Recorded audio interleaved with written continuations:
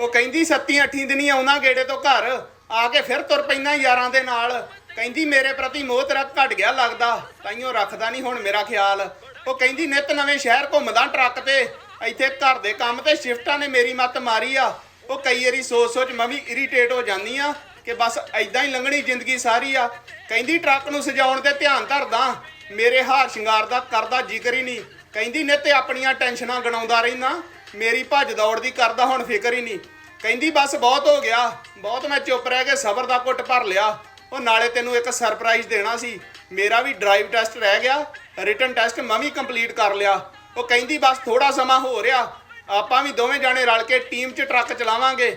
ਉਹ ਨਾਲੇ ਮੈਂ ਸੁਣਿਆ ਮਾਝੇ ਵਾਲਾ ਟਰੱਕਾਂ ਤੇ ਸ਼ੇਰ ਬੜੇ ਸੋਹਣੇ ਲਿਖਦਾ, ਆਪਾਂ ਵੀ ਉਹਦੇ ਬੋਲਾਂ ਤੇ ਟਿਕਟੌਕ ਬਣਾਵਾਂਗੇ, ਆਪਾਂ ਵੀ ਉਹਦੇ ਬੋਲਾਂ ਤੇ ਵੀਡੀਓ ਬਣਾਵਾਂਗੇ। ਰੱਬ ਰੱਖਾ।